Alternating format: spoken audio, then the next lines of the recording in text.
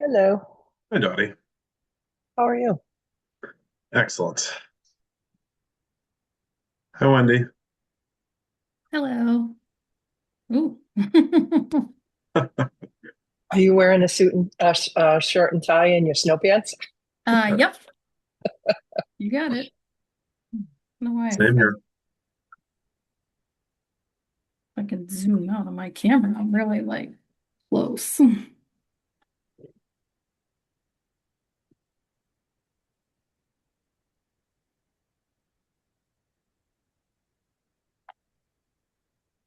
Wonder if I should turn on my backlights. Wendy, can you Whoops. confirm that you see that you can share as well? You have that option. Yes. Yep. Okay. You don't have to, but I just wanted to make sure that another panelist would be able to see it. Yes.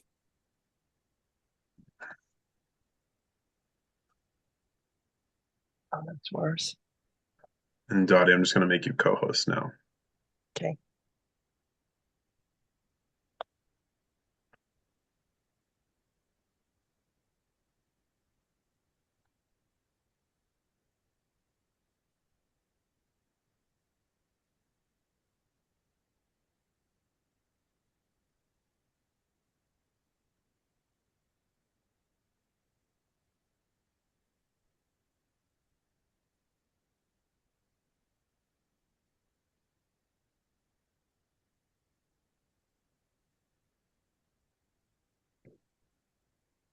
Hey, Jen.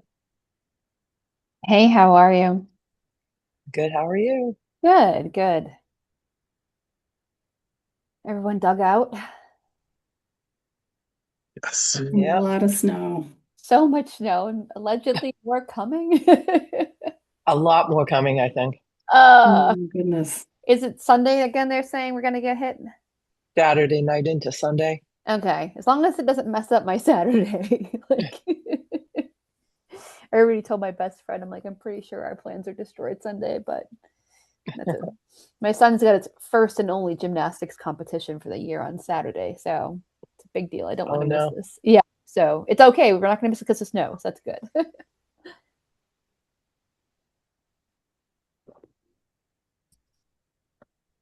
Hey, Mark. Hey Mark. folks, how's it going? Hi, Craig. Everyone sore from moving snow? Yes, Absolutely. Absolutely. I have ice on my back right now. Oh, Yeah. I don't know if Jamie is going to be here. He said he was going to try, but he's on the road somewhere. So um, Oh, I see we him in haven't here done the. now. Oh, here he is. Awesome. Great. Ask and you shall receive. There we go. All right. Hi, everyone. Hey, Jamie. Jamie, Jamie. Hello. So just as a reminder, before when we used to do this on Zoom, because I'm trying to remember everything, we do everything in the order of Craig, Mark, Jamie, and Jen, or Jen, Jamie. It Just depends if you want to go I'm happy. alphabetical or I'm some happy to other. go last. all right. We'll do Craig, Mark, Jen, Jamie, All and that right, way we will have a good flow because everything has to be a roll call vote on this. deal. All right. So we're ready for the water commissioners meeting. Let me know when you're ready, Sean. We are good to go. Are we recording already? Yep. Okay, great. All right. Well, welcome to the January 26th meeting of the Water Commissioners. This meeting is remote via Zoom due to the weather. The meeting will be recorded and broadcast on ECAT, and all questions and comments in the Q&A, put all questions and comments in the Q&A and include your name and address. I'm going to ask everyone to introduce themselves to ensure we have a quorum, and I'm going to start with you, Craig, Greg Barger. I'm Mark Lamb. Jennifer Stacy. Jamie Stebbins. and Dottie Fulgenetti. And we have interim town administrator Sean Dugan and our finance director Wendy Nightingale. So the first item that we have on the agenda is introduction to the water operations manager, Jeff Clunan. Thank you, Dottie. Before we get into our discussion tonight about the water rates, I'm proud to introduce Jeff Clunan as the town's new water operations manager. Jeff brings an incredible amount of experience to this role, having worked as the systems technician and then as the meter technician in our water division between 2003 and 2019, before becoming the water superintendent in Dayton. Jeff then came back to Easton in 2022 as the water treatment plant operator up until his promotion to water operations manager earlier this month. He also serves on Dayton's Board of Water Commissioners. We're very excited to have Jeff in this leadership role to continue the great work of our water division. So I want to welcome and say congratulations to Jeff, who is going to be promoted to panel. He's joining us right now. Okay, and that is all. Oh, I didn't know if Jeff was going to say something. Jeff, are you, he must be, Jeff, you must be Easton Water, correct?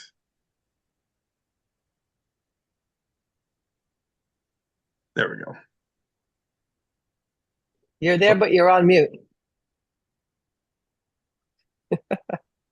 Oh, There you go. thank you. Terrific. Appreciate that. That was kind words. Thank you very much for introducing me. I'm really excited to be on board and be back and ready to go. Look at wow, Dave. That's awesome.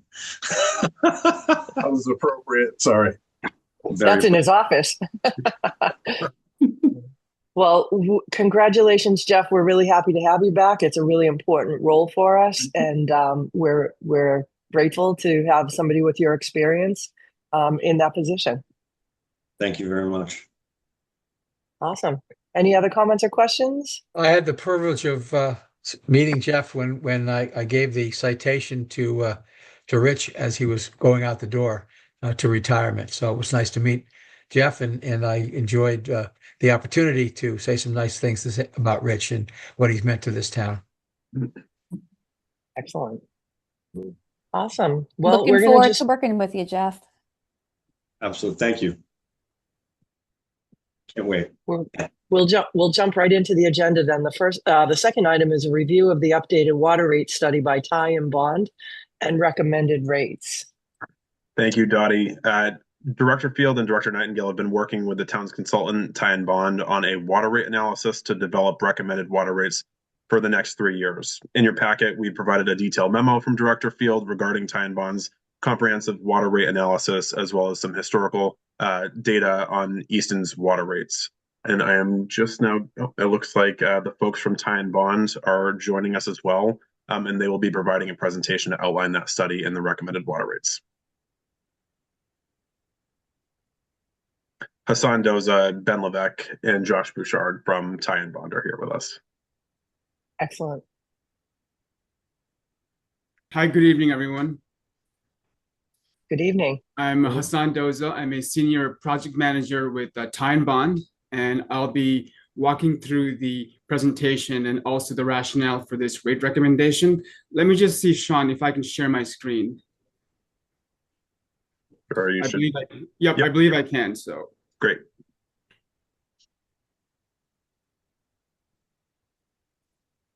You can all now see my screen with your town hall. Yes. Okay, perfect.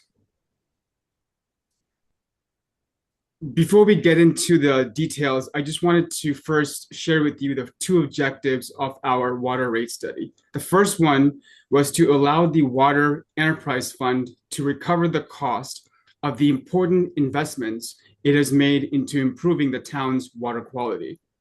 And second, we made sure we kept water rates affordable. And you'll see a slide in our presentation where the water bill, even including the recommendations we have, are toward the lower end of many towns across the state. So our two main objectives was to, one, keep water rates affordable, and two, allow the Water Enterprise Fund to recover the costs of the important investments it has made to improve water quality.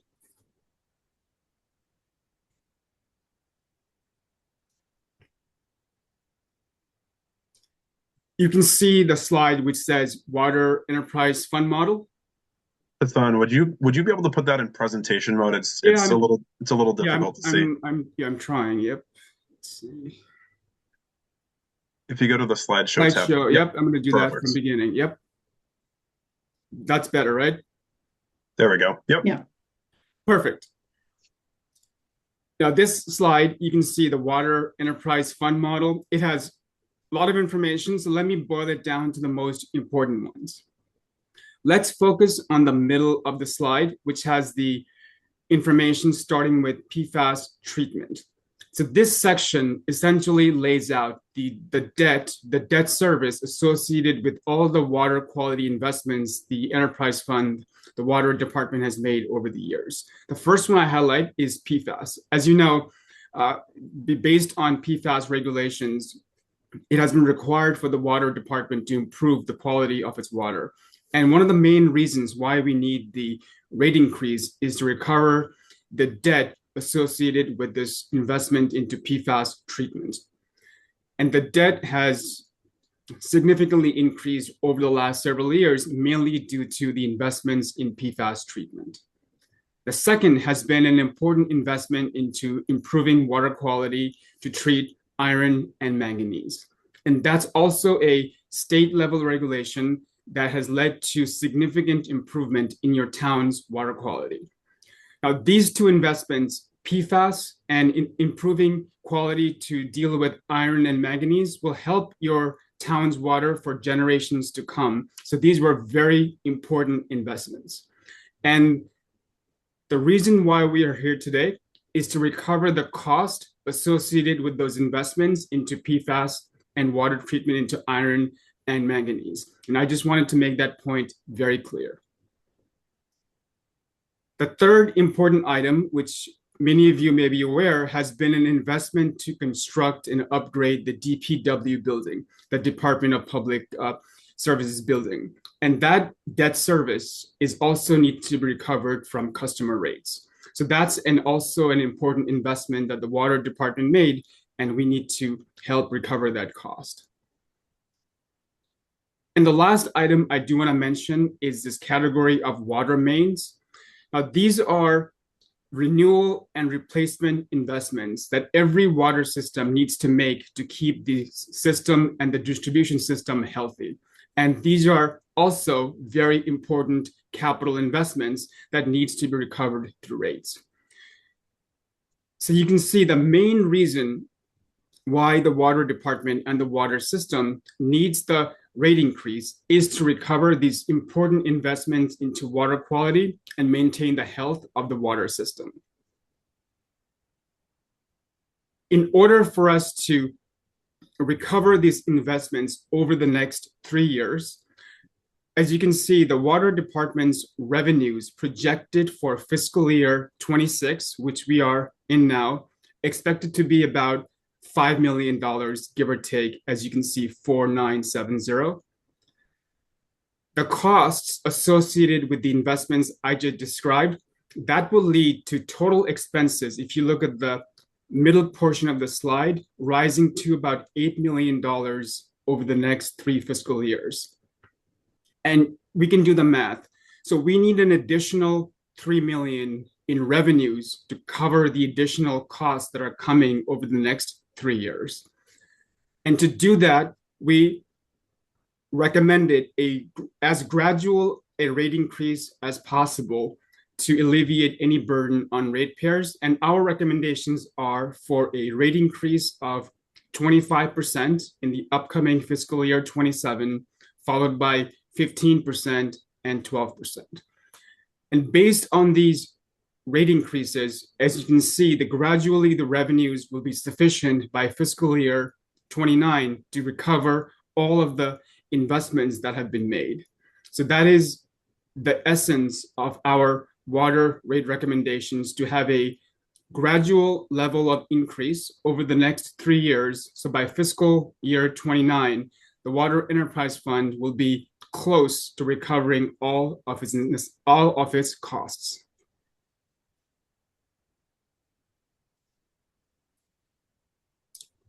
Let me show you this slide. This slide visually depicts what I just described through numbers. The bottom part are the blue bars that anchors these charts are the operating expenses of the Water Enterprise Fund. And then we layered on visually all the important investments that I just talked about. You can see the PFAS treatment as yellow. The green bars, light green bars, are the investments in water mains. And then the blue bars are the important investments into iron and manganese. The second item I wanted to share with you is these yellow circles. For fiscal year 27, you see this number as 15%, then 14%. That is essentially what's called retained earnings. And that allows your water enterprise fund to maintain sufficient cash to cover your operating expenses. And we made the recommendation to having a sufficient amount of retained earnings into the water enterprise fund. And that is the best practice we recommend to all enterprise funded across the state, that there should be a minimum of at least 3 months of retained earnings into the water enterprise fund.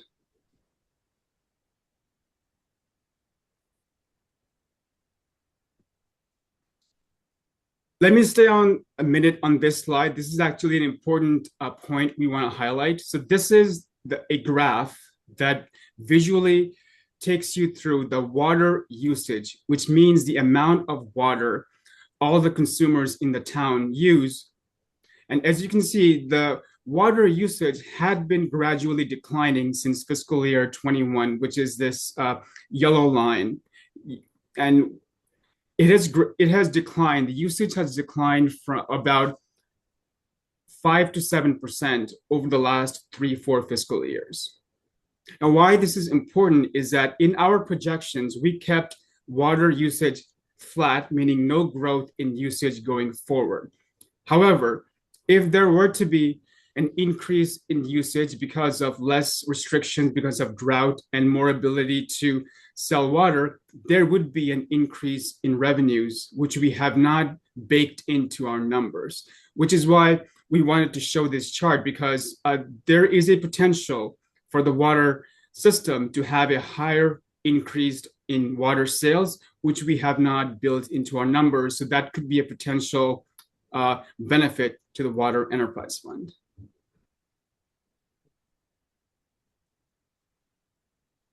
You know, in the beginning, I talked about the important investments that need to be made every year to keep the water system healthy. This table depicts that. And I just wanted to highlight a couple of items for your benefit. The first one you see is something called Water Main Replacement Program. This is a very steady, regular rehab upgrade of your water system that all water systems across the state and across the country partake to maintain the water system's longevity and its quality. So these are very necessary investments that need to be made to make the water system viable. The other two important capital investments I wanted to point out, we talked about investments into water quality, especially into PFAS treatment. And there is also a kind of a biannual investment needed to make in terms of replacement of PFAS filters in order to make sure the filtration is doing what it's supposed to do. So these are also ongoing investments into the PFAS treatment systems that keeps the water in good quality. So the main point of this slide is, again, to highlight the important capital investments that are necessary for the water system.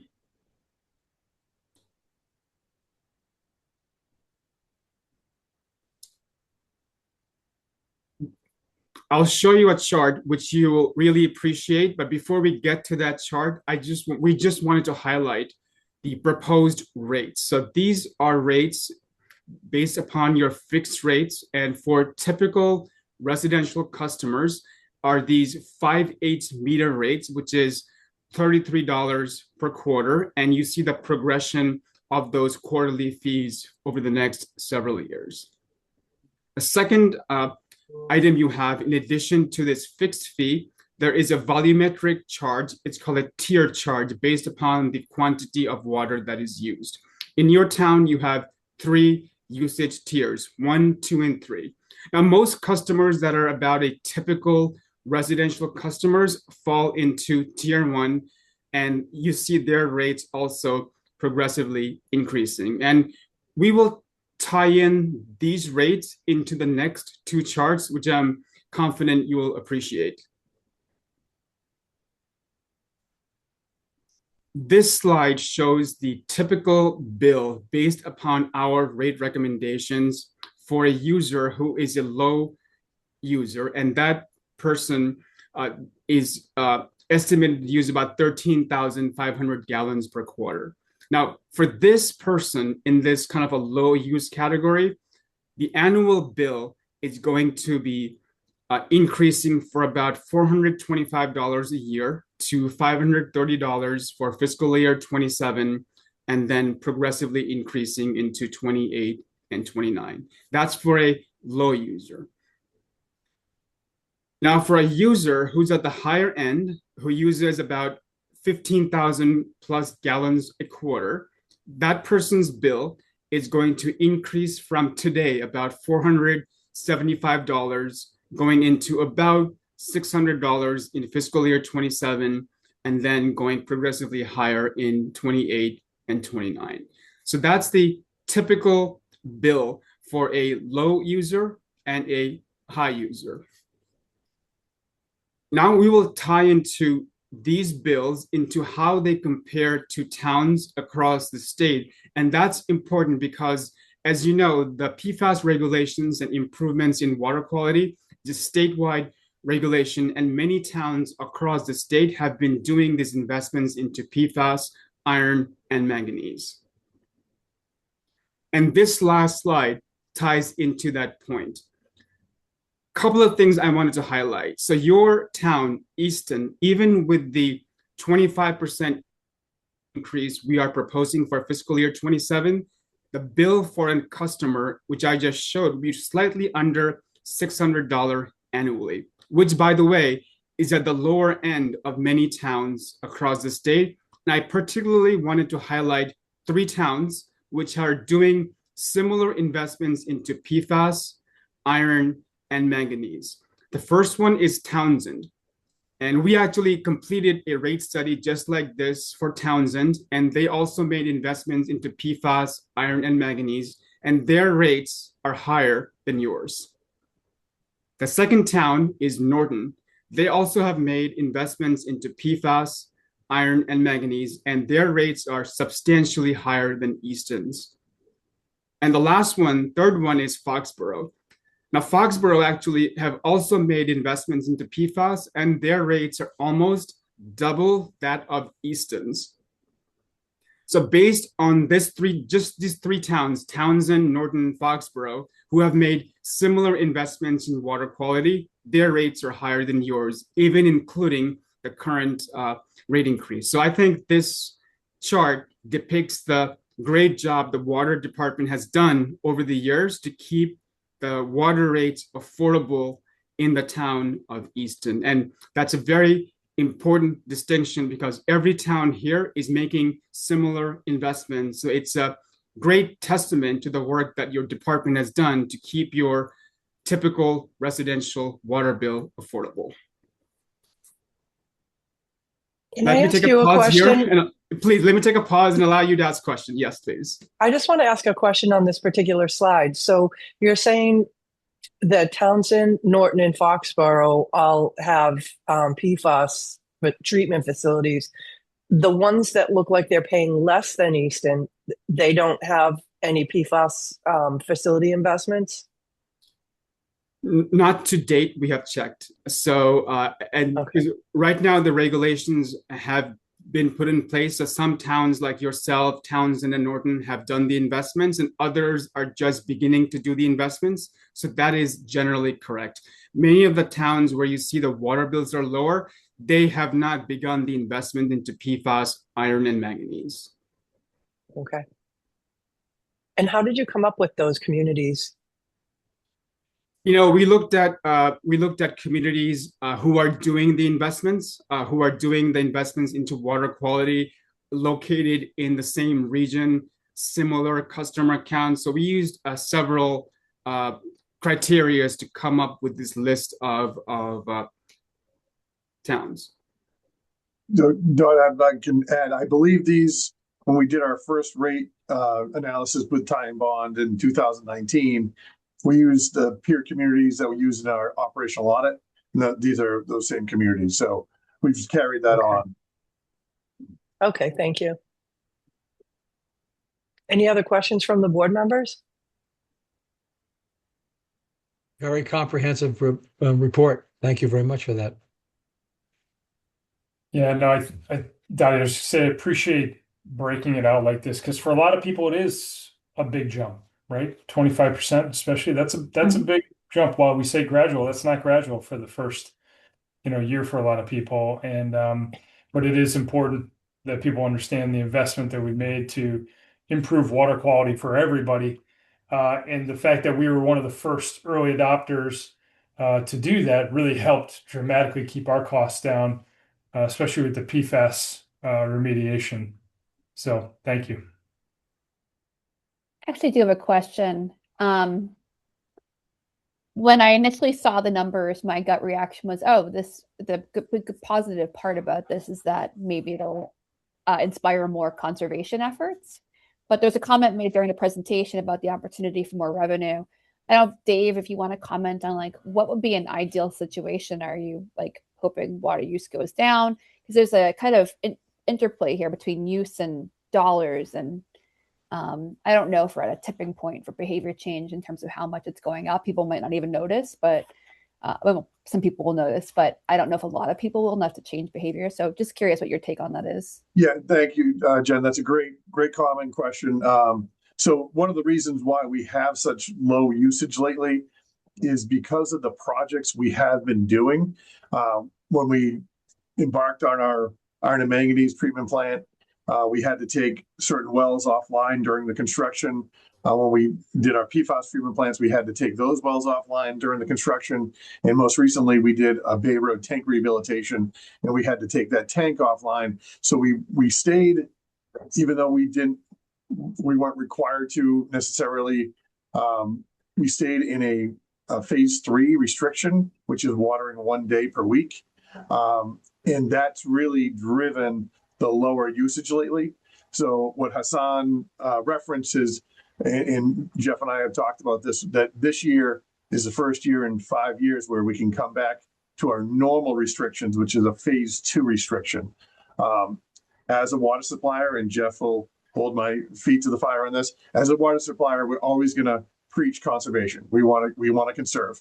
But from a financial perspective, the more water we sell, the more revenue, and it helps to maybe stave off larger increases in the future.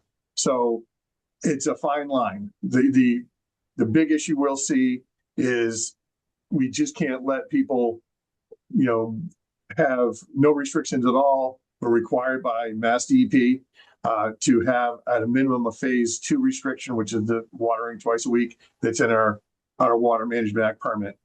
And if we, during those restrictions, don't meet certain criteria, which is our residential customer per capita per day of 65 gallons per day, then we'll have to impose stricter regulations the next year. So it's kind of a fine line. We're okay with people watering twice a week coming forward, but if we exceed our permit, we'll have to dial that back down the following year. So it's kind of a mixed bag. It may help our revenues by going to the twice a week, but it may end up in more restrictions if it's abused. So I hope I could answer your question, and Jeff can probably chime in too to help clarify. From my stance, that was perfect.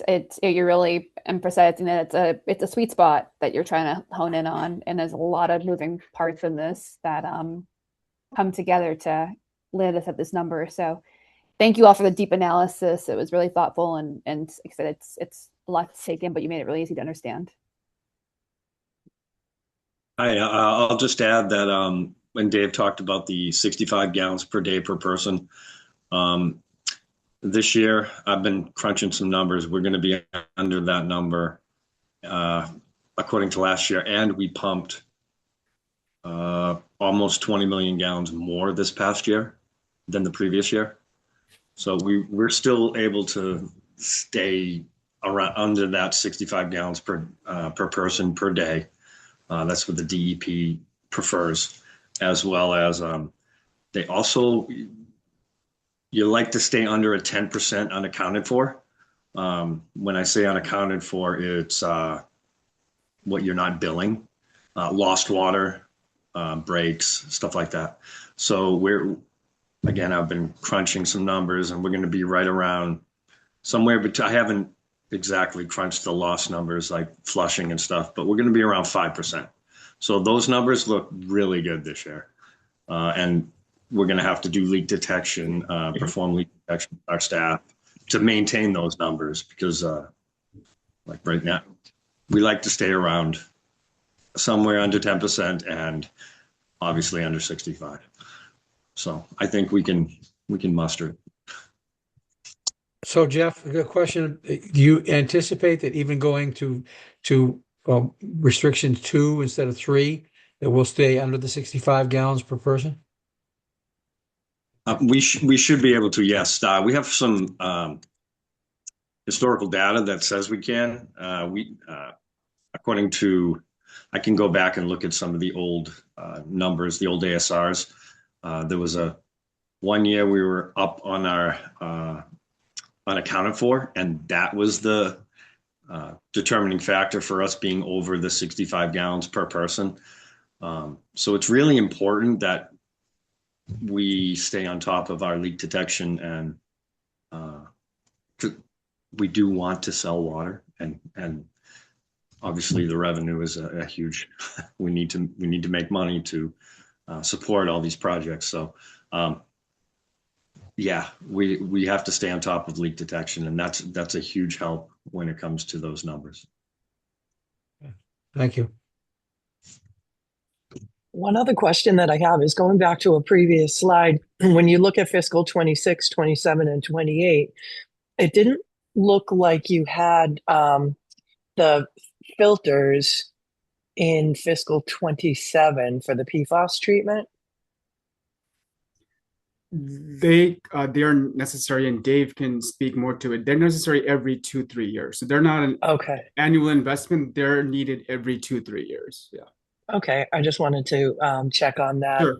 And then the table that you showed what this is really going to mean in the quarterly bills, in the top section, I don't think you had the quarterly charge, but for the high residential user, you're saying the quarterly bill is $92. So I know that I thought I was a low usage. I didn't look up how many gallons, but I think my water bill is like $85 on a high, like in the summer. So I think it's important for people to look at that, look at what your current bill is, and it's really for the investment of what we're getting. I think it's a good value. Everybody worries about the water pipes, the infrastructure, brown water, things like that. And the only way that we're going to be able to take care of all of that, especially the PFAS and the iron and manganese, are super important. We built those at amounts that were a lot less than what it would cost if we started to build them today. So we had a really good head start on that.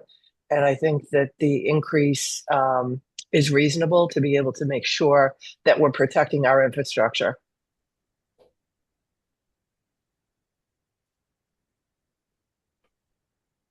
Well, that's all I have for comment. So do you need a motion, Dottie, to approve the increases in water, the proposed increases in the water fees effective fiscal 27? Is there anything else left in your presentation, or you concluded on that? We have concluded, yes. Okay, we would need a vote to set the water rates for calendar years 2026 through 2028 as just described in the presentation. So moved, Barger. Second, Lamb. That's Barger and Lamb, and it'll be a roll call vote. Barger, yes. Lamb, yes. Stacy, yes. Stebbins, yes. And full Janetti, yes. So we appreciate your presentation and the thoughtful data that you used to come up with this. And it's a pleasure to deal with Ty and Bond for so many years. Thank you, everyone. Have a nice evening. Thank you very You much. too. You too. Thank you. Thank you, and thank you, Dottie and the board for, I know this is a large increase, but it's definitely necessary, and I appreciate your thoughtful consideration of it. Thank you. Thanks, David. The only other thing that we have on the agenda for the water commissioners is acceptance of the minutes dated April 28th, 2025. So move, Barger. Second, Lamb. Bodger and Lamb, roll call vote starting with Craig. Barger, yes. Lamb, yes. Stacy, yes. Evans, yes. And full Janetti, yes. And I will take a motion to adjourn the water commissioners meeting. So move, Barger. Second, Lamb. Bodger, Lamb, back to you, Craig. Barger, yes. Yes. Stacy, yes. Stebbins, yes. Full Janetti, yes. All right, we are done with this meeting, and I'm going to open the select board meeting. So, Jeff, it was really nice to meet you, and look forward to working with you. Thank you. Have a good night. Take You care. too. Bye-bye. All right. So we didn't even have to move or do anything, but welcome to the select board meeting of January 26th. Again, this meeting is being recorded and broadcast. It is a remote meeting because of the weather. And if somebody is on the call and would like to ask a question, please put it in the Q&A and make sure you use your name and your address. And I'm going to ask the board members again to introduce themselves for this meeting to ensure that we have a quorum. Craig Barger. Mark Lamb. Jennifer, Stacy, Jamie Stebbins. And Dottie Fulgenetti. And we have interim town administrator Sean Dugan and finance director Wendy Nightingale and DPW director David Field. So the first item that we have on this agenda is application for a new common victualers license for Chipotle Mexican Grill of Colorado, doing business as Chipotle Mexican Grill, and that's at 690 Depot Street. Let me just get up to. So we have an application for this new common vic license in our packet. The business is still obtaining permits, and the common victualler is for the restaurant part. The recommendation is approval contingent on final sign off from all town departments. And we have Daniel Brennan here to present, Sean. That's correct. Okay. Oh, he's already on here. I'm sorry. I was looking at two different screens at the same time. Hi, Dan. Hi, thank you. Thank you, Madam Chair, board members. My name's Dan Brennan. I handle permits and licensing for Chipotle Mexican Grill. We're here for a new store at 690 Depot Street, requesting a new common victualler license without any alcohol. This store is in a newly built single tenant building. This location has a drive-through for pickup only to streamline online order pickups. The square footage is roughly 2,400 square feet, and this store would have 34 interior seats and 10 seasonal patio seats. Proposed hours are 10:30 a.m. to 11 p.m., 7 days a week. We're hoping to open February 18th, pending final inspections. Well, that's exciting. People have been waiting a while for this. Yeah. Any Yes. comments or questions by the board? Up that open date. Every time we drive by it, my whole family's like, what's going on? What's happening? So very exciting. And we are a college town, so I know that when my daughter was in college, she loved Chipotle also. So, all right, great. If there's no other comments or questions, Craig, would you like to make a motion and include the notes about the permits and the contingencies? 1 second, let me grab this. So I move to approve the new common victualler license for Chipotle Mexican Grill of Colorado LLC, doing business as Chipotle Mexican Grill at 690 Depot Street, pending all permits and agreements with the town. Second, Lamb. That's Bodger and Lamb. Roll call vote. Barger, yes. Lamb, yes. Stacy, yes. Stebbins, yes. And full Janetti, yes. So Dan, thank you so much for being here tonight. We're excited for your opening. Make sure to let us know if you do any kind of a, ribbon cutting or anything like that. And we are really grateful for you for choosing Easton for your business, and we look forward to working together. Thank you very much. I really appreciate it. Have a good night. Good night, Dan. Dan. Thank you. Next, we have a road closure request for the Children's Museum in Easton. This is for the Father's Day Road Race and Family Fun Walk, June 21st, 2026, 8 a.m. to 11 a.m., Sullivan Ave to Mechanic Street. The details on this, we have a request from the Children's Museum for safety reasons. The museum is asking permission to close the portion of Sullivan Avenue beginning at the southernmost edge of the museum's property, adjacent to the edge of the museum's garage driveway, and continuing northward to the terminus on Sullivan Avenue as it interacts with Mechanic Street from 8 a.m. to 11 a.m. The representatives from the museum will place bright orange traffic cones and post signage to delineate event space. Staff will wear bright orange safety vests and plan to secure 2 police details on the day of the event. They also plan to reach out to the CERT team to be on site. The request has been circulated to Public Safety and the Department of Public Works with a recommendation that the board approve the road closing request contingent upon coordination with police and fire departments. Per the usual process, the applicant must apply for any necessary temporary sign permits through the Inspectional Services Department. Any comments or questions on that? All right, Craig, do you want to make the motion, Sure, including the contingencies that we just Yes. noted? I move to approve the road closure request from the Children's Museum Father's Day Road Race and Family Fun Walk, June 21st, 2026, from 8 a.m. to 11 a.m. Sullivan Ave to Mechanic Street. The request has been, the board approve the road closure request contingent upon coordination with the police and fire departments and applying for any necessary temporary sign permits through Inspectional Services Department. Second, Lamb. So that's Bodger and Lamb. Back to Barger, you, Craig. yes. Lamb, yes. Stacy, yes. Stebbins, yes. And full Janetti, yes. Next, we have a one-day liquor license, Steve Smith and the Nakeds for the Shoveltown Brewery at Oaks Ames Memorial Hall, 3 Barrows Street. This is on February 14th, 2026, 6 p.m. to 11 p.m. So Frank Altieri from the Shoveltown Brewery is requesting a one-day beer and wine license for the Steve Smith and the Nakeds concert. An Easton detail is not required. They are a really fun band. There's a lot of members of the band, and I would highly recommend getting tickets to that on the Oaks Ames Hall website. So Craig, do you want to make a motion?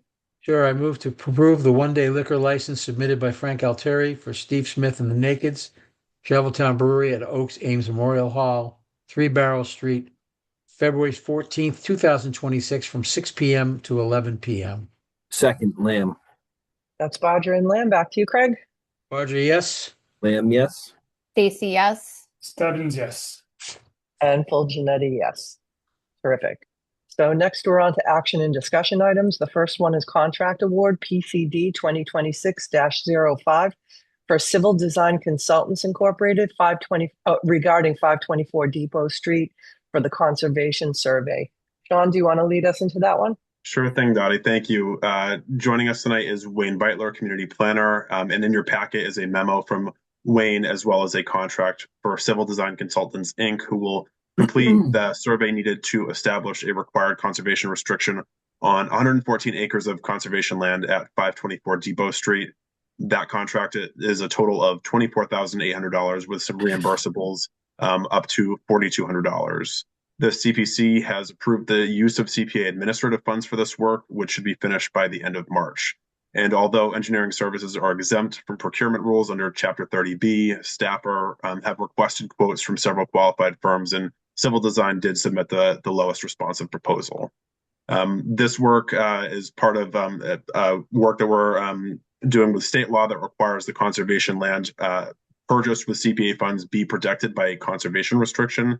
held by an eligible third party, and the planning department has been working with the Wildlands Trust to finalize these conservation restrictions for a couple of our CPA funded properties. And of the CPA funded properties, 524 Depot is the only one that lacks a survey plan that's suitable for recording a conservation restriction. And the State Department of Conservation Services now requires those CRs to be in place before they release grant funds. Wayne is with us tonight. Town Council has reviewed and approved the proposed contract, and Wayne is available to answer any questions you may have. Great. Does anyone have any questions? Craig? No, I'm all set. Mark? No questions. Jen? No questions. Thank you. Amy? Yeah, no questions, but Wayne, thanks for being here. And, Oh, absolutely. Thanks for having me tonight. Yep, I think this is really great. It is something that has to be done, so it's pretty administrative, and I'm pleased that the Community Preservation Fund will pay for that. So, Thank you. thank you very much, Wayne. Thanks for being here. Absolutely. Craig, if you want to make a motion. So I move to approve the contract award PCD 2026-05 Civil Designs Consultants Incorporated, 524 Depot Street Conservation Survey. Contract total of $24,800 with up to $4,200 in reimbursable expenses. CPC has approved using CPA administrative funds for this work. Second, Lamb. So that's Bodger and Lamb, and a roll call vote. Barger, yes. Lamb, yes. Stacy, yes. Stebbins, yes. And Full Janetti, yes. So that's all for that one. Thank you all. Have a great night. Thanks, Wayne. Brandon. The next one is a discussion and vote to approve the issuance and other details of the general obligation bonds in the amount of $79,284,042 dated February 4th, 2026, and the bond anticipation note of $6,800,000 also dated February 4th, 2026, and to sign the related closing documents. Wendy, I think this will be yours. All right, thank you. So on January 15th, the town received bids for the general obligation bonds that we're issuing. The par amount was 79.2 million, and bond anticipation notes of 6.8 million. These will be dated February 4th, 2026. We had 6 bids actually for the bonds, and these are 30-year bonds. And we were able to get an average interest cost of 3.994. Which is down from last year when we issued 30-year debt. The rate was over 4%. And our bids ranged from 3.994 to 4.069 in this case. The net interest cost on the band, 2.427. Last year was about 2.8. So that was down also. So that's good information. And this also includes a premium of 3.47 million, which will be used to pay issuance costs on the debt. Plus, it will also reduce the par amount of the bonds down from 79 million to 76,350,000. In terms of what makes this up, you're looking at most of this is exempt debt. You're looking at debt for the municipal facilities project. That's 63 million. These are the net amounts. 63 million for that. 3.29 for the Bland James, the last borrowing for the Bland James project. So that's about, you're looking at 58.85 million out of the 76 for exempt debt. Then followed by enterprise debt. It's about 14 million and a CPA debt of 950. So out of that 76 million, 2 million is related to the general fund for the non-exempt debt, which will, be funded out of the operating budget. In addition to that, the 6.8 million for the bands is for water main replacement, also renewal of a band for 1.7 for the Bland James Elementary School. That project has advanced to the final audit to the MSBA, and once they meet and finalize that, we'll be able to get that final reimbursement and pay down that band. And then the school security project as well. We borrowed some money for that. 3.6 million. So we just signed off all the closing documents on the school project within the past couple of weeks. I believe they wait for about a year before they reimburse that last payment just to see if anything else comes through. Is that accurate? It can take a while. I'm not sure of the exact timing. I know that they're targeting a meeting. I think they're targeting like an April MSBA meeting. So I think at that point we'll know what the dollar amount actually is. And then Okay. we'll keep the ban. This ban is going to go for a year anyway. Okay. Great. Any other questions by anyone? I just want to kind of segue this into the Moody's credit report that we got. So we did just get the credit announcement that we are at, how do you say it? It's a capital A, small a, 3? It's it's a double A3. Double A3. Okay, I Yeah. wasn't sure if I was saying that right. Yeah. But in it, it talked about the reasons that we got that strong rating.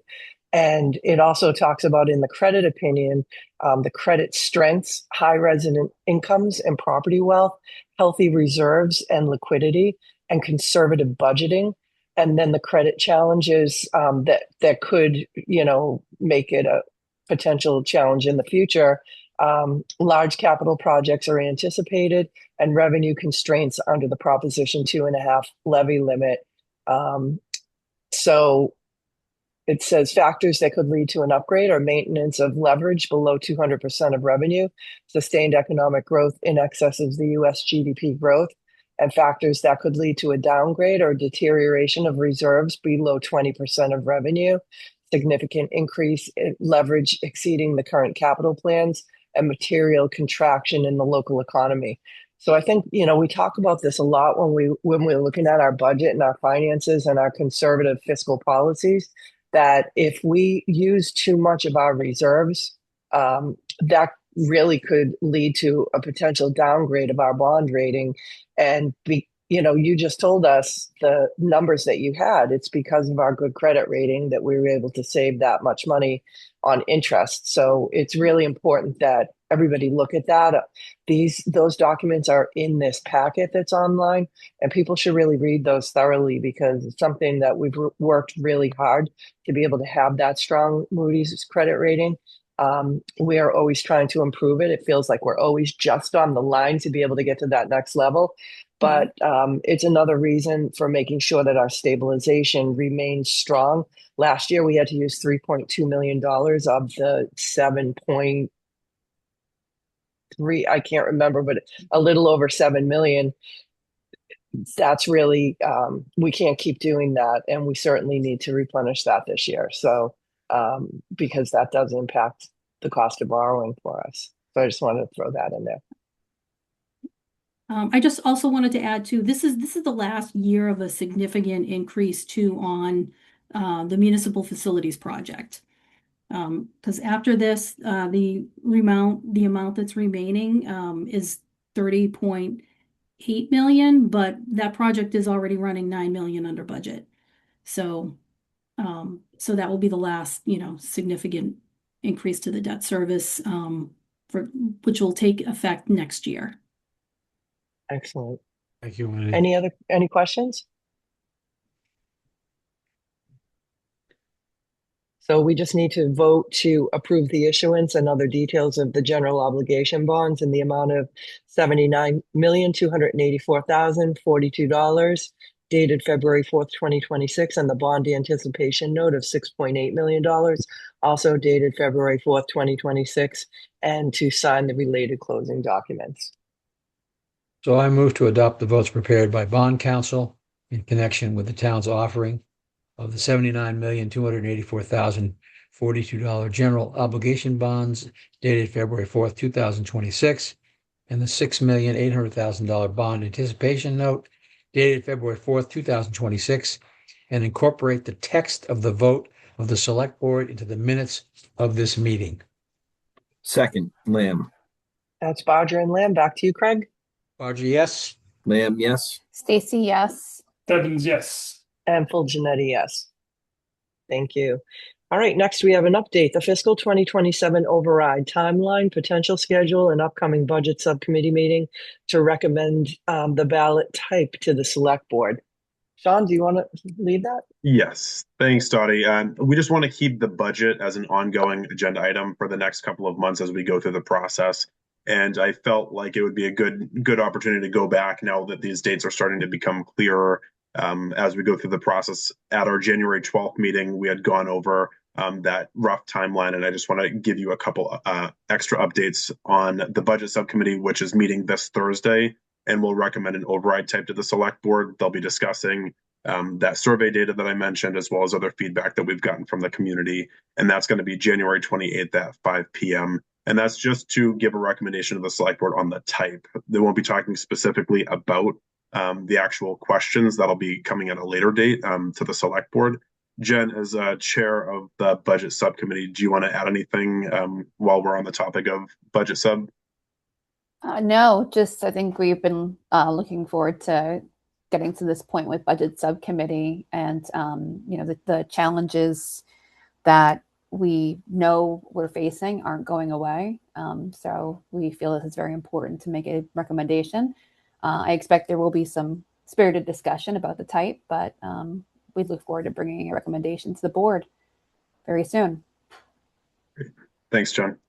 And then it's looking like February 9th will be when the select board is going to consider those override budget requests, in which case anyone that has, so our police and fire, any department that will have a question before will be joining us to talk through what that looks like so the board can get a better understanding of what the impacts would be to that department. And then later on in that month will be when we need to specify and vote on the ballot questions and the amounts for any override. And talking about the municipal red book, we mentioned that at the last meeting.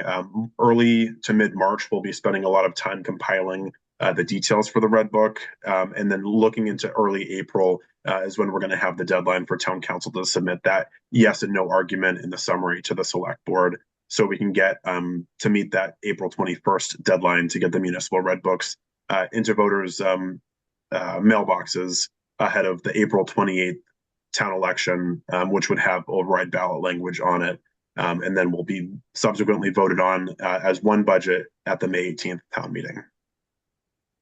Does anyone have any questions about the timeline before I turn it over to Director Nightingale? No, not here. Okay, so I'll turn it over to Director Nightingale for some additional updates on the budget. Great, thanks, Ron. So the last time the budget was presented, it was out of balance. There was a deficit of $430,626. So we still have to, bring that down to zero. There have been, the governor just announced, her budget proposal, and what she was proposing for unrestricted general government aid, or UGA. That was 2.5% of an increase. We were carrying 2.2. It's a small increase to our budget of $8,178. However, we were carrying $100 for minimum aid per pupil. This year we got $150, but we were only carrying $100. She's currently proposing $75. That could certainly change throughout the budget iteration process as it goes through, the House, the Senate. But that would increase our deficit by about $82,875. However, there are other things still that are still developing. The GIC will be voting on their rates on February 26th. It is looking a little bit more favorable, like perhaps their increases won't be as much as they were initially predicting. But we won't know the final number really until we know what their specific rates are, and we can multiply those out times our enrollments. But that we're hoping is going to have a better impact on the budget because we were carrying a larger proposed increase for next year.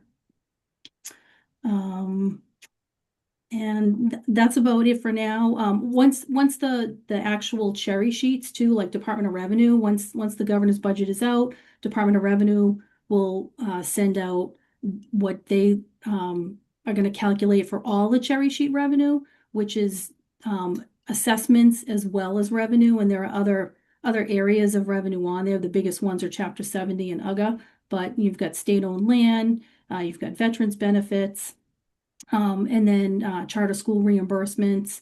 And then they will also send out what they're calculating for assessments. So we can update the budget summary for that. We probably won't issue a budget change memo just yet until I really feel like until we really know how the GIC rates are going to go, really should probably wait for that. Because that's really going to be what really informs kind of how we move forward through this budget.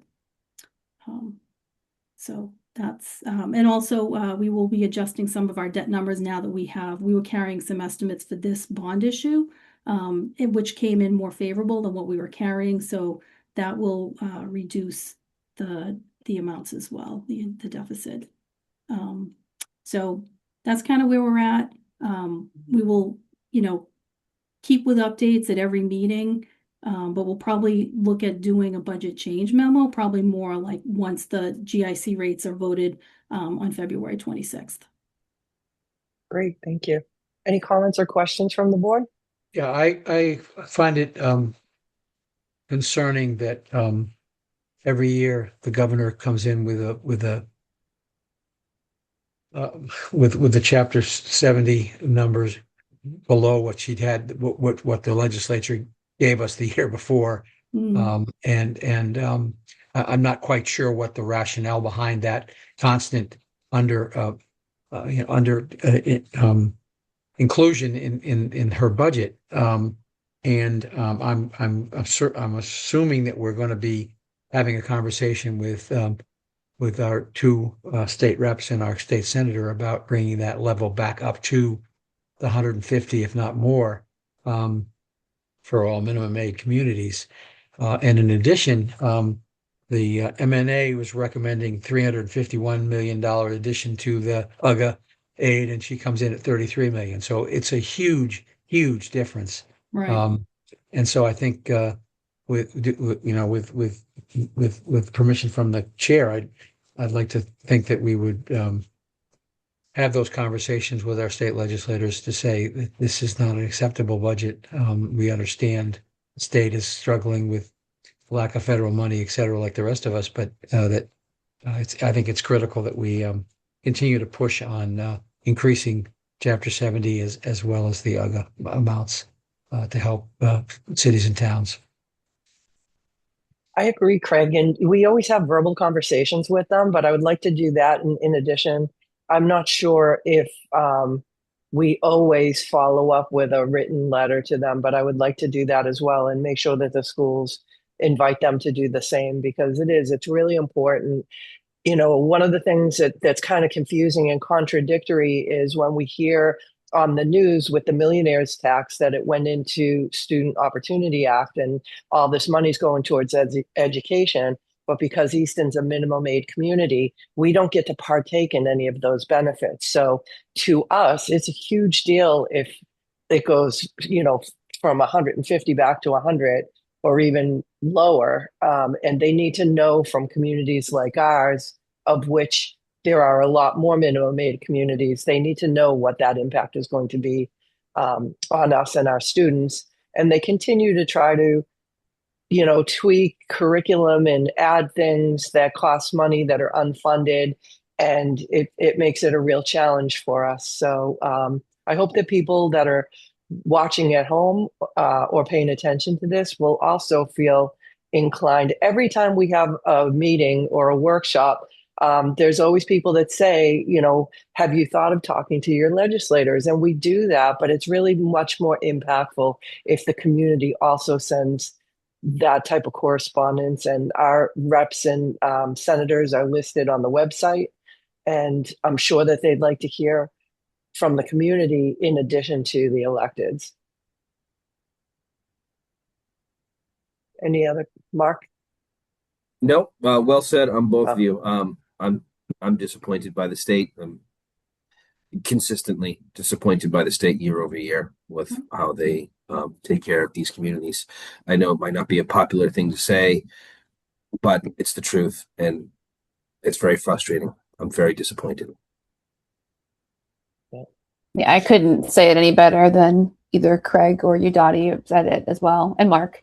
So just echoing a lot of frustration as well. It just feels like the sentiment isn't being heard because they know it is being shared. So I don't understand why the disconnect is, but it's really not. It's killing communities. So anything that can be done to start raising the alarm on this is critical. Thank you. Yeah, no comments, but thank you, Wendy. Awesome. All right. Let me see. So we don't have a vote on this. This was just an update. Correct. So thank you very much. I appreciate you keeping this as a standing item on the agenda. And I'd like to remind people that are watching that they can send us email at any time, send email to the school committee.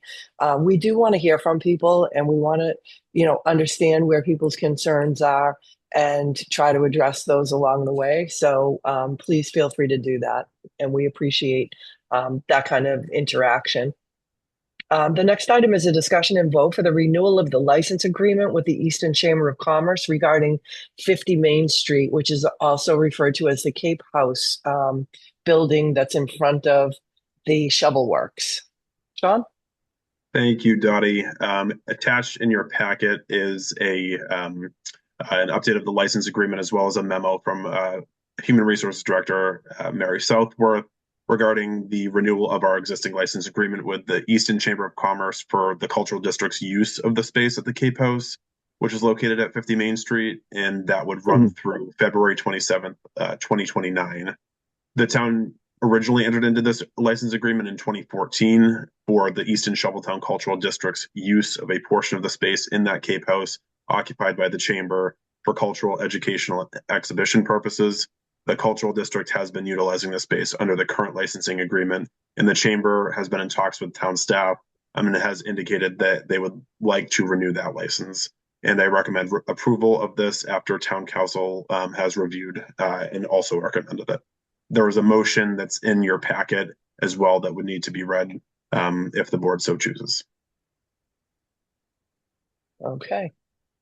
This was really a great opportunity when they were finalizing. This predates me, and I've been here for almost 13 years. When they were wrapping up the negotiations with the Shovel Works, they agreed. The Beacon Communities agreed to keep that cape intact, not tear it down. It is a historic building, and also to let the chamber and the town use it. The art gallery is amazing. If you haven't been there, you should really check it out.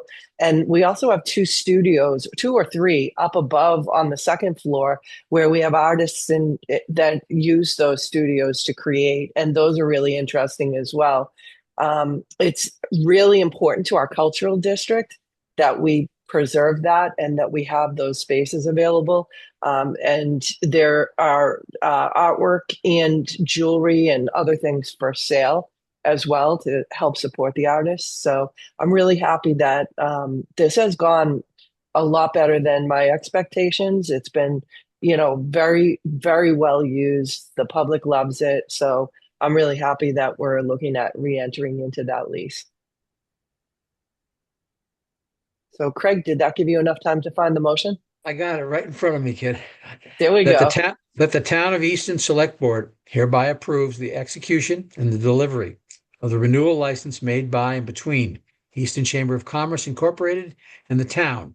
Select Board finds that the foregoing document is in the public interest and the best interest of the Town of Easton, authorizes the chair of the Select Board to execute and deliver the renewal license, and authorizes the chair of the Select Board to execute and deliver such other certificates and documents as the chair reasonably determines to be necessary or convenient to effectuate the renewal license and the license covenants and promises contemplated thereby. The new rules shall be subject to such non-material and/or administrative changes as are deemed necessary in the public interest and in the best interest of the town of Easton by the chair of the select board. Second, Lamb. So that's Bodger and Lamb and a roll call vote. Barger, yes. Lamb, yes. Stacy, yes. Evans, yes. And full Janetti, yes. Thank you, Craig. Good job. The next we have the acceptance of 2 donations to the Easton Fire Department.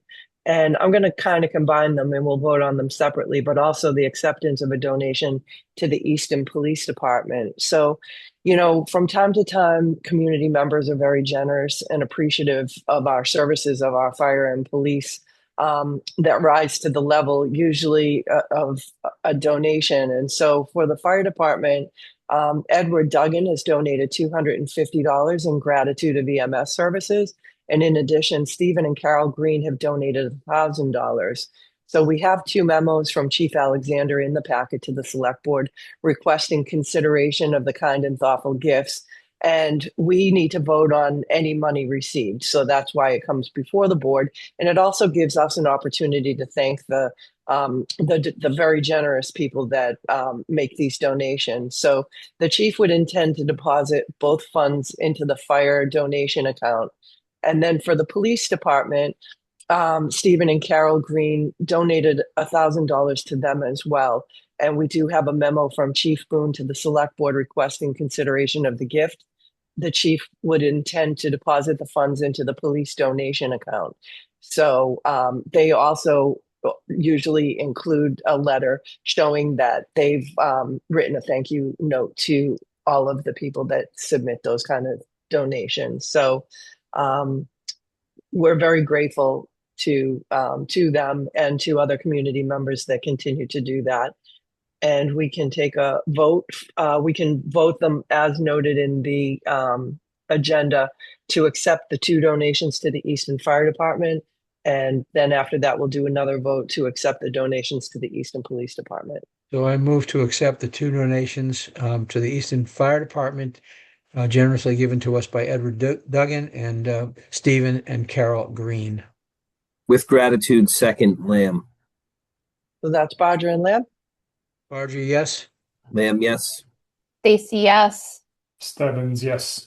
And full Janetti, yes. I move to accept the generous donation to the Easton Police Department from Stephen and Carol Green in the amount of $1,000. With gratitude, Lamb, yes. So that's Bodger and Lamb. Second, sorry. Barger, yes. Lamb, yes. Stacy, yes. Stebbins, yes. And full Janetti, yes. Thank you. Hold on one second. So just an update on the town administrator search, just to remind people, we did contract with a consultant and we've been working with the consultant to put out the job posting and is collecting resumes from interested parties. I believe that closes at the end of this week. And we talked at our last meeting about the composition of the screening committee. And what we were looking at is having chairs of certain boards and committees who are also residents, of course. And we thought that that was a good idea because they have a lot of interaction with the town administrator and understand the role and how it affects those boards and committees. And then we also included the representatives from the Democratic and the Republican town committees because they have some constituents and specific interest. And we wanted to have this committee have a little bit of spice to it. We want people to look at it from different perspectives. That makes it so that we don't have a blind spot. If everybody is really kind of thinking along the same path, sometimes something can be overlooked. So we talked about the recommendations of Craig Barger as the rep from the Democratic Town Committee, Ryan Cook, who was with the chair of the zoning board, me as chair of the select board, Kelly Lamb from Raising Multicultural Kids and from the Finance Committee, Patty Locke, chair of the Republican Town Committee, Chris Mills is the chair of the Board of Health and also a union representative.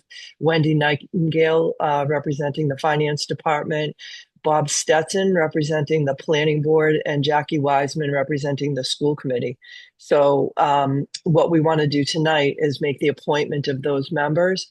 They would have to get sworn in before the next committee meeting, and we're expecting that to be February 3rd. These meetings will be in executive session. They are reviewing and going through the screening process of the candidates, and they will make a recommendation to the select board for who they think we should move forward and interview. When we get to that point, those interviews are public. So those, I can't imagine being interviewed publicly for a job like that, but that's the way it works in public service. So we're looking to do this relatively soon. We think it'll be 2 meetings for the screening committee. We're reserving the right for a third just in case there's questions, but the first one will be receiving and reviewing the applications. And then the next one would be interviews and making the recommendation of moving candidates forward for the select board. So I guess anybody have any questions or comments on that? I just want to thank all the volunteers who are contributing to this committee. It's really, really important for the community. And I know it's going to be time intensive and there'll be a lot of discussion around it, but thank you. It is. I appreciate you saying that because the day of the interviews is going to be a full day, full business day. And most of the people on this committee have full-time jobs, so they would have to, take a day away from their work to be able to do this. And that's, that's a big ask, but people they agreed to do it. And with that understanding, and that just shows the enthusiasm for being a part of this process. And I really, really appreciate the foresight to have it be a diverse group of individuals bringing different perspectives. So it's exciting. So Craig, if you want to make a motion to appoint the members to the Town Administrator Search Committee as noted, and we'll vote on them as a slate. So do we have to say the names individually, Sean, or can we just reference them in the agenda? You can reference them in the agenda as long as it's a roll call vote. Okay. So I move to approve the appointment of members to the Town Administrator Search Committee as a slate, as mentioned in the minutes of the meeting. Second, Lamb. So that's Bodger and Lamb, and then we'll do the roll call for the slate with you, Craig. Bodger, slate. Lamb, slate. Stacy, slate. Stebbins, slate. And full Janetti, slate. And if anybody is watching, you will get a notice from the town clerk. You have to be sworn in before our first meeting. If that's not possible, we may be able to have the town clerk or someone from that office come to the first meeting and swear people in then. But if you can do it before, that would be great. Next, we have the acceptance of a resignation from the Community Preservation Committee. Amanda Varela, her term expired June 30th, 2028. And I just want to thank Amanda. She was a real force for the Community Preservation Committee, and we appreciate all the time that she gave to the committee and all the hard work that she did. She'll be missed. And so, Craig, if you want to make a motion to accept the resignation. I move to accept with regret, accept the resignation from the Community Preservation Committee, Amanda Varela, whose term would have expired on June 30th, 2028. Second, Lamb. So that's Bodger and Lamb. Roll call vote. Bodger, Varela. Lamb, Varela. Stacy, Varela. Stebbins, Varela. And full Janetti, Varela.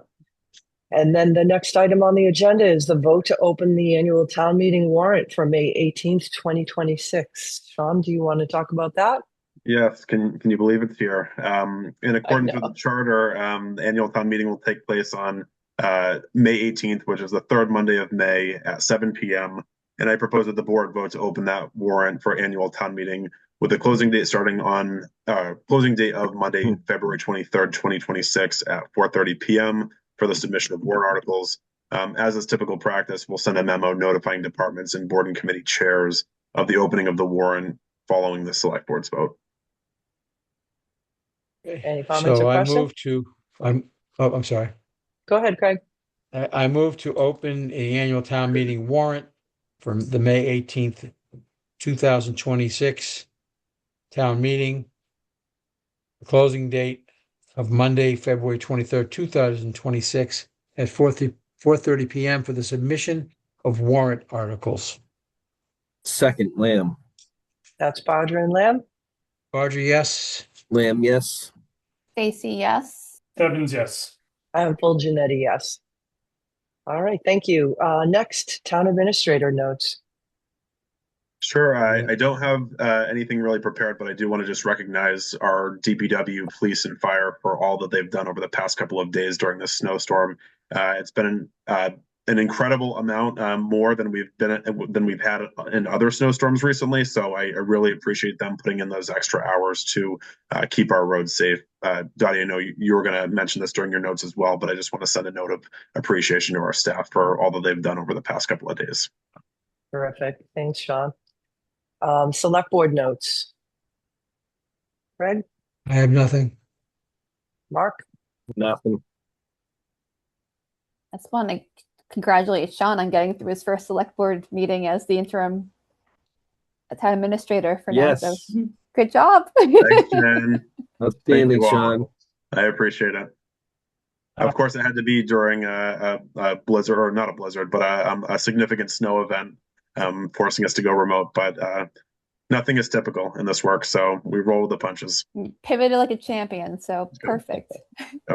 It's significant enough that while we're on this meeting, obviously schools are closed again tomorrow. So, and I just want to piggyback on what Sean said. So, thank you to Fire, Police, DPW. And last night, the fire department, in the height of the storm, couldn't have been worse timing.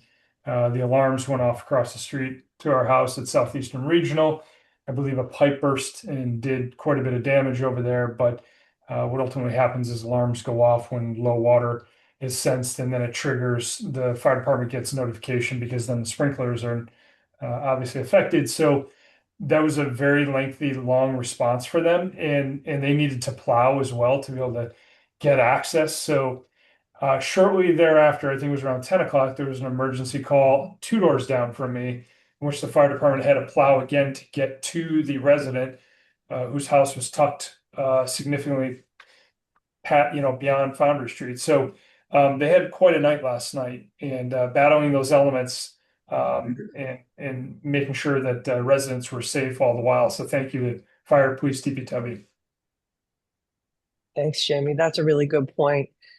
Director Field sent an email, and I'm just going to read. I reworded it a little bit just to make it not sound like, just to kind of change some of it. But the DPW has been working since 11 a.m. on Sunday. They've been able to plow and neaten up most roads, plow the high priority school sidewalks, and address town and school parking lots.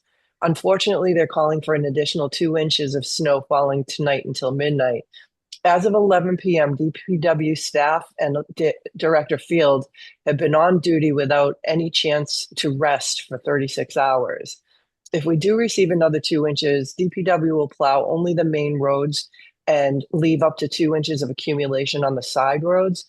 The goal is to send staff home by 1 a.m. or so and have them back for 5 a.m. to plow any newly fallen snow from parking lots and side roads. Although this is not the typical approach due to the long duration of the storm and the safety concerns with staff working too long, this is the most prudent plan. A full plowing operation would involve bringing in our hired contractors again after the majority of them have already clocked around 22 hours. This would take more time and could be dangerous, as we would now be keeping the staff going for approximately 40 hours straight. With that was what he wrote in his email, and I think we certainly understand that and appreciate that. But I also wanted to add this part. Remember to clear your water heater, your furnace exhausts, dryer vents, and your gas meter. And if you have a hydrant near your home and you're able, please dig it out with a 3-foot area around it. I did dig through the snow and look for my gas meter today, which I've never done that before. I didn't really think of that. I always think of the exhaust fan from the furnace, but I also didn't think of the dryer vent. So I hope people will take a look at that and make sure that not just for this storm, but it sounds like we're going to be getting another big storm this weekend, and just make sure that you're taking, really it's very dangerous if any of those get clogged for carbon monoxide. The other thing I wanted to note is that some of us did go to the Mass Municipal Association's annual meeting, and I wanted to turn it back to Sean to talk about the panel that you were a part of and share that with the community because it got rave reviews. Yeah. Lots of hey, are you doing okays afterwards. I was on a panel, the Women Leading Government group that is an arm of the Mass Municipal Association. If anyone's heard of the show Hot Ones, where there's a host that interviews celebrities, and they have to eat increasingly more spicy wings while they're being interviewed on a certain set of topics. Well, we replicated that with the MMA in the Women Leading Government Committee to ask local government professionals while having them eat increasingly spicy wings. And I was one of 4 that was on that panel to talk about the future of local government while completely sweating to death, eating 10 different types of hot sauces and completely destroying my taste palette. But it was really great. We had about 2 to 250 in the room, and it really drew people in. So it was a really great and unique format to draw people in to hear what we had to say. And so I'm hoping that we'll do some iteration of that. Maybe we need to do it at the select board level as well somewhere in the future. But yeah, it was a great way to draw some people in. Excellent. And also, you lead the communications policy committee. Is that how to describe it? It's an affinity group of. There's a Mass Municipal HR Association, Mass Municipal Managers.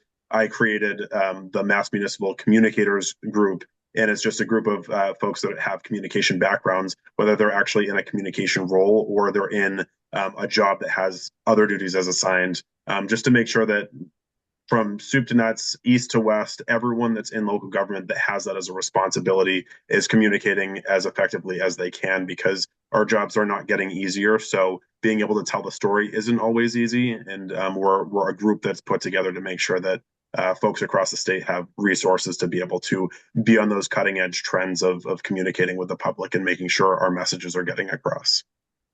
Excellent. It's great. So when we talk about, staying in touch with our legislators and people to advocate, being involved in the Mass Municipal Association, they're the biggest arm of voice for us to the legislature, and having a prominent role in that. I'm on one of the policy committees. Connor's on one of the policy committees. It's really important, and it does make a difference. So Easton, is well known. And we have really good representation. So it's a lot of work, and I appreciate your time on that, and especially putting yourself in the hot seat, so to speak, at that conference. It was a lot of fun. Yeah, thank you. All right. Do we need to accept the minutes of January 7th? Did we do that? No, we did not. So can I get a motion to accept the minutes of January 7th? So moved, Barger. Second, Lamb. That's Bodger and Lamb.